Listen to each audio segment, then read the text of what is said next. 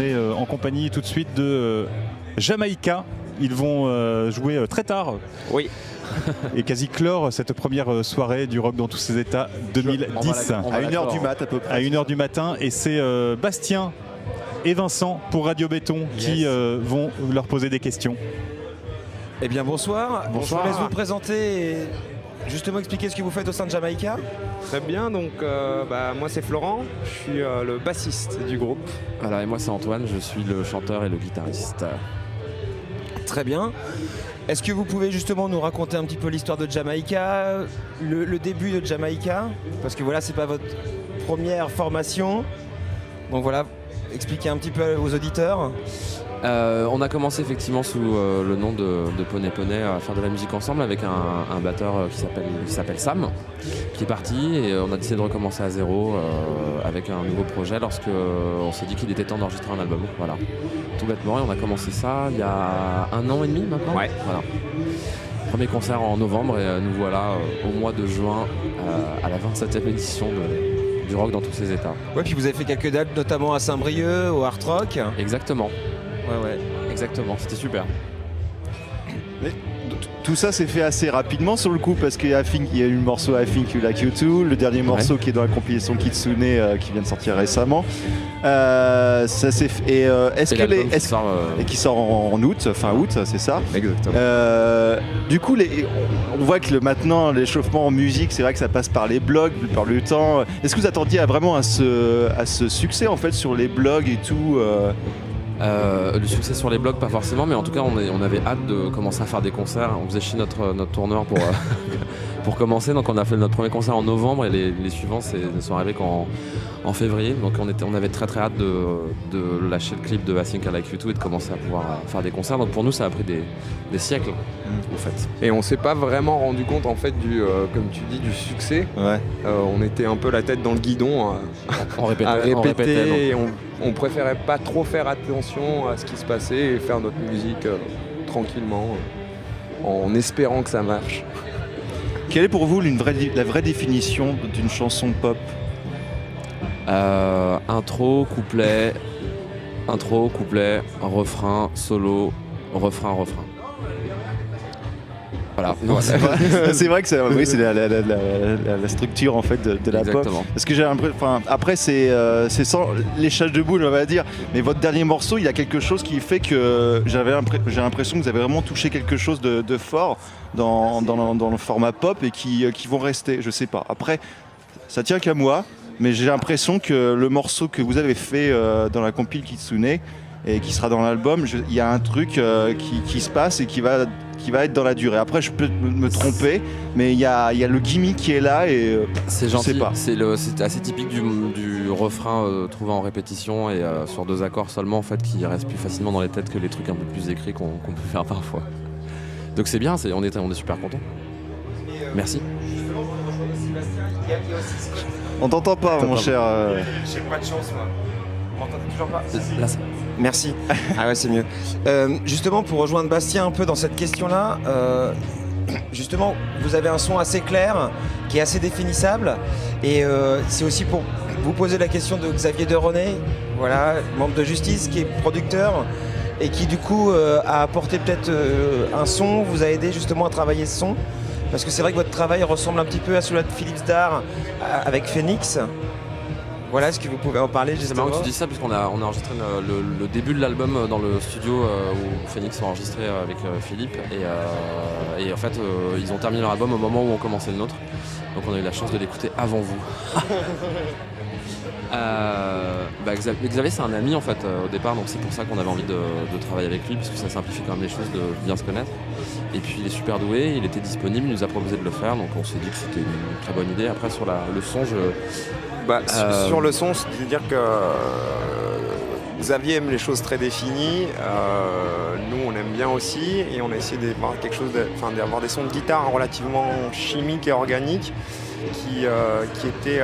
on a fait ça via ordinateur, c'est-à-dire qu'on n'a utilisé aucune pédale d'effet analogique ou quoi que ce soit. Pas d'ampli, d'ailleurs on n'en possède même pas, donc c'était réglé. Et il y a surtout aussi quelqu'un dans la boucle qui est très important, c'est Peter J. Franco, Le coproducteur. Le coproducteur qui est venu effectivement mettre sa patte dans tout ce qui était ingénierie sonore, vraiment enregistrement, équalisation et tout ça. Et ces deux membres réunis, Xavier et Peter, c'était un peu la Dream Team pour nous et pour pouvoir concrétiser ce qu'on avait en tête, tous les deux, Antoine et moi. Voilà. Et Peter a une très grosse influence là-dessus parce que c'est un très grand fan de Police et de U2 et il nous a fait chier avec ses groupes pendant l'enregistrement. Et résultat, maintenant on est enfin voilà, on est pas de U2 mais en tout cas Police est complètement dans nos gènes. Flo était déjà fan auparavant. Et ouais, non, mais c'est pour ça que I Think You Like You Too, c'est par rapport à... Bono croit que c'est en hommage à son groupe, donc on va le laisser croire ça. De toute façon, il parle pas français, donc on pourrait dire la vérité. Non, absolument pas. On a trouvé ça très drôle, très amusant de l'écrire de cette façon-là, mais c'est aussi un hommage au morceau I Would Die For You de Prince, qui est écrit de cette façon-là aussi. Quel album vous a vraiment marqué étant ado, qui vous a donné envie de faire de la musique ? L'album, pour moi, c'est clairement Ill Communication des Beastie Boys. C'est vraiment le truc qui déjà m'a ouvert l'esprit musicalement parlant, parce qu'il y a plein d'influences. Il y a du punk, il y a de la funk, il y a de la soul, il y a de la disco, il y a vraiment. Il y a du jazz. Parfois, oui, effectivement. Ouais. Donc, pour moi, ce serait Ill Communication. Ouais. Et moi, je crois que c'est bêtement Nevermind de Nirvana, en fait. Je me suis dit, tiens, c'est pas mal ça. Ça a pas l'air super dur, je vais essayer. En fait, c'est super dur. Mais au moins, sur le moment, j'ai trouvé que c'était pas très dur. D'accord.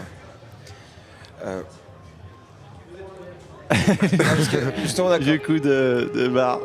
Ouais, non, justement, par rapport à ce que vous dites, j'imagine aussi que autour de Jamaïca, il y a un effet...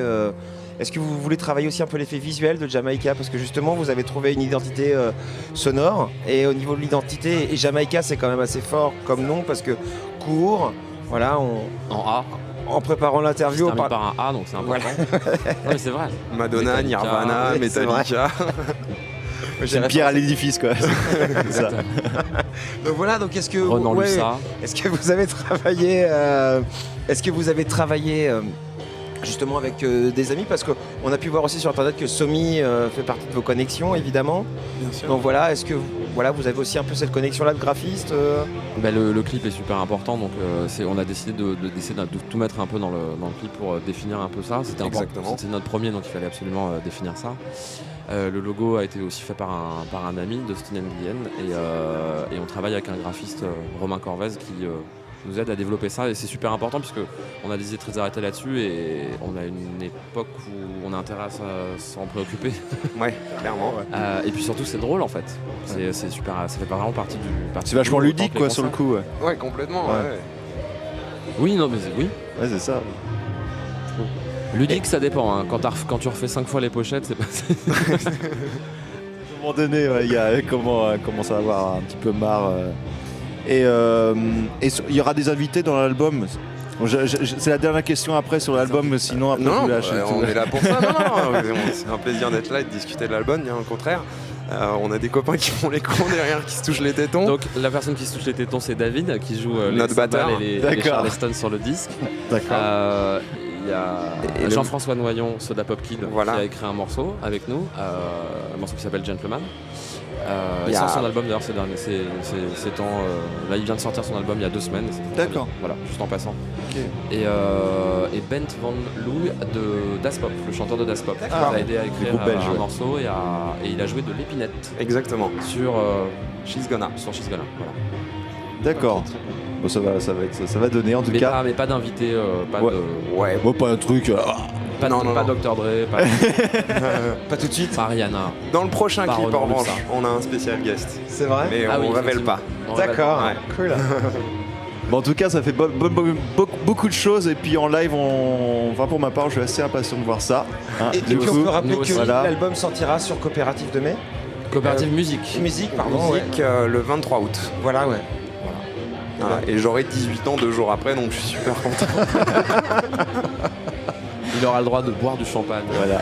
Pour fêter ça. Je suis obligé de boire du coca, c'est super chiant. Merci beaucoup, Merci Jamaïque. beaucoup. Bon concert à Merci tout à de nous l'heure. avoir reçus.